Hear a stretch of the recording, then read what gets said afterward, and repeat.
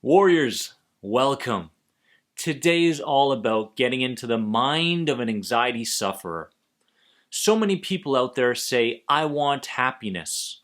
But the truth is that you want a lot more than just happiness.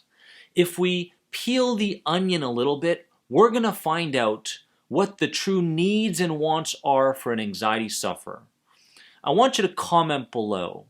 As I go through these 10 things that an anxiety sufferer wants, so that I can understand, so that I can connect with you at an even deeper level, warrior. This video is also for friends and family members that are trying to understand what it's like to suffer from anxiety. This information is coming from the thousands of people that I've worked with up to now around the world, as well from my own personal experience with anxiety. The first thing that an anxiety sufferer really wants is to feel less scared. Every single day, it seems like there's an attachment to something that may go wrong. And this input, these perceptions, these feelings in the body, all manifested from a very young age, during childhood. Maybe it was from mom, maybe it was from dad. It doesn't matter. They were doing the best that they could. But they were also in a very fearful and sensitized place. So the first thing that an anxiety sufferer really wants is to feel less scared. The second thing that an anxiety sufferer really wants is to feel less vulnerable. As you go through the day, there's this deep sensitivity, this vulnerableness, especially with health anxiety. There may be a sensation that arises in the body, and this keeps the sufferer feeling very vulnerable. What could go wrong next? Is the big one right around the corner in terms of a panic attack? So, in this case, people are going from situation to the situation, feeling like they're tiptoeing around the very thing that might come true, the catastrophic thing. So let's understand this. Number 3 thing is that they want to feel like they have control over their lives. Control over their lives. They want to feel like they can control their mind, and to some extent they want to feel like they've got some control over their body. So more than anything, there's this sense of, I want to feel like life has some kind of a flow to it, right? I'm not waking up every single day and recognizing all the things that could go wrong, recognizing all the things I don't have, all the things I'm jealous about other people, all these sorts of things. People that suffer from anxiety want to feel like they've got flow. And what flow means is that they see things as they are. Everything is. It's not that everything is bad or everything is good, right? It's not that, or everything is a threat or everything is safe. No, it's that everything is. If you can tap into that, okay, you're getting to a much better place in your life. The fourth thing is they want to feel connected to others. This is the truth. I mean, anxiety sufferers have such a difficult time going through the day because they feel like they're going to be labeled and judged wrongly by others if they feel the wrong way, if they say the wrong thing, if they do the wrong thing. And this is all because they crave connection. They crave relationships. They love life. And they're scared of losing the main, beautiful, miracle things in their lives. So we must understand this, especially when it comes to social anxiety, right? These people are not walking around with an ego mind. They're not thinking that they're much better than you are. They're just sensitized. They're just fragile. And if we can come from an understanding and accepting place, then guess what? They're going to begin opening up to you, number one. And number two, they're going to begin viewing themselves completely differently than how they currently are. Very important, guys.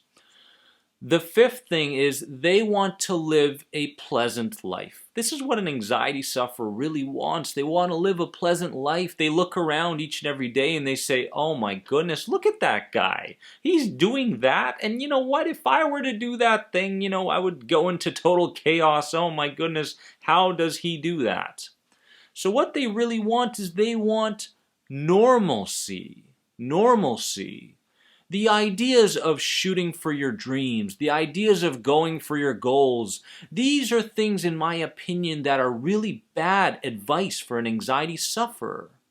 Because there's a progression towards putting yourself in a place where you can, in fact, get closer and closer to your dreams. So in my personal opinion, the systematic progress towards becoming the greatest version of you goes through normalcy. To be able to go for a walk and to view things as they are, not the catastrophicness that may arise. To be able to connect with other people. To be able to enjoy what's going on in this moment right now. That's what they really want. Number 6 is not to be led by limiting thoughts. Not to be led by limiting thoughts. You'll notice that a situation occurs externally, or a situation occurs internally and a thought arises. And that thought is directly related to the potential threat of the thing that just happened. And this is where the problem lies. Because in the anxiety world, when a limiting thought, a catastrophic thought arises, it can run the person towards a spiderweb effect. And that spiderweb effect means that it doesn't just end with that first thought. It could be this, then it could be that, then it could lead to that, then this could occur, and then all of a sudden, something that was a moment turned into an entire lifetime. And you can see how, as anxiety sufferers go about their days, when these occurrences happen, they begin to view their present life and their past in a debilitating manner. And they begin to distort their memories, when in fact, when they think back as to what happened, they can't really tap into exactly what happened at the time, but the memory is distorted because of how they feel. These are very important points. Number 7 is to feel more love for themselves than guilt. Guilt over past wrongs. I wasn't the perfect child. I didn't do things the way that mommy and daddy wanted me to do them. I didn't get the grades that were expected of me. I failed in my sport. I was always picked last when it was recess or lunch during sporting activities. Guilt after guilt after guilt. Self-blame after self-blame. An anxiety sufferer wants to bypass all that guilt. And all they really want is to wake up in the morning, look in the mirror and say, I love the person that's looking back at me. That's really, truly what they want. That's it. And why can I prove this to be true? Because when I work with people through my programs and one-on-ones, the moment where the emotional repression starts to leave the body is the moment when they begin visualizing themselves today giving their old child side a hug. In the moment of that hug, they got exactly what they needed at the time, but also right here and right now. So they want, and they need, and they deserve the hug. They deserve the love. Number 8 is to tweak. What they really want is to tweak their amygdala so that the flight or fight response, that system, doesn't get activated so often, right? An anxiety sufferer really wants more neutralness in their lives, all right?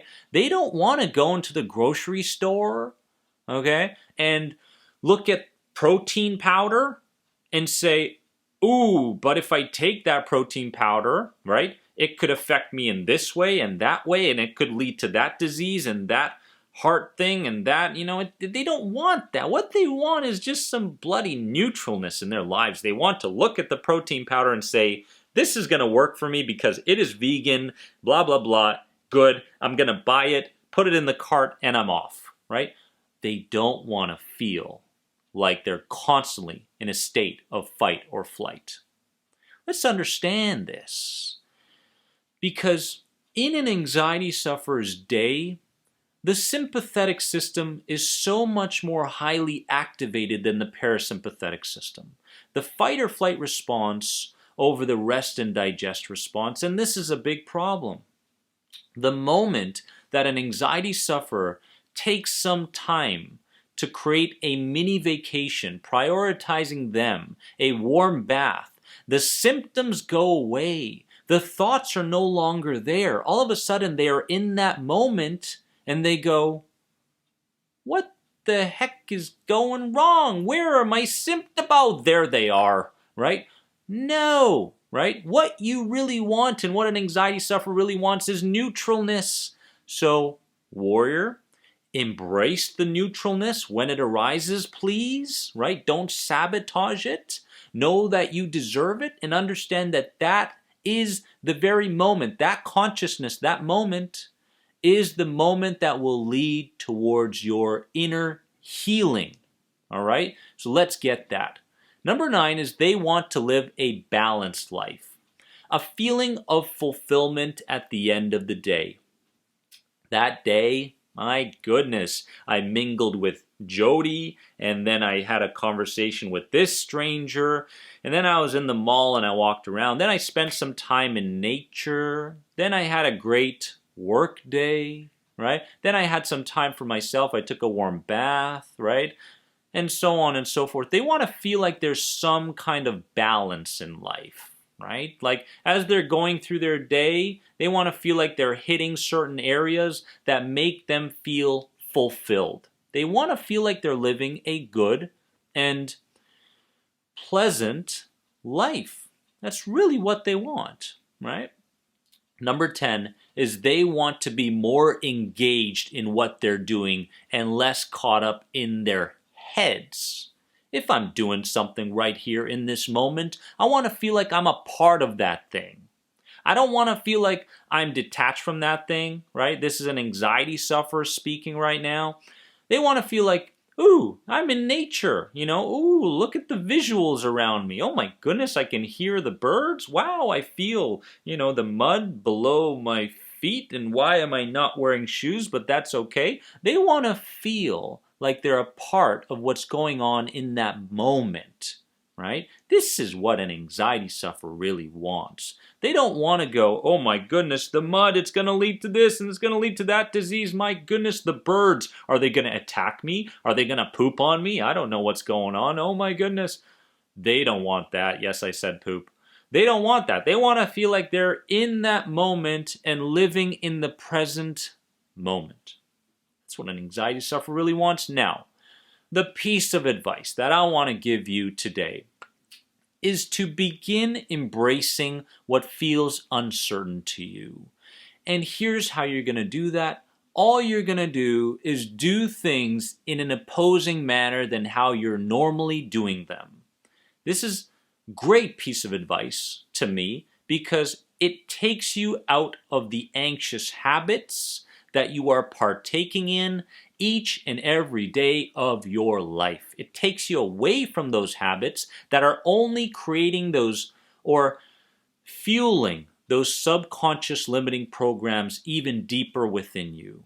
So, if you're driving to work, drive a different route even though it's going to take you 5 more minutes to get to work. If you're waking up in the morning, instead of going on your phone right away, wake up, walk backwards to the bathroom, take a shower. Totally opposite, right?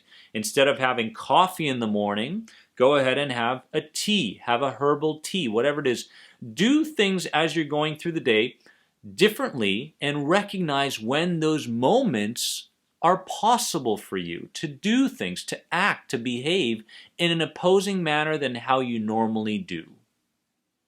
Warrior, did this video speak to you? Comment below, give this video a like. Don't forget to subscribe to what I believe is the #1 anxiety support channel on YouTube. I love you, yes, you, so very much. Remember, you are more than anxiety. If you have any other questions on the End the Anxiety program, please head on over to this website right here. See you soon.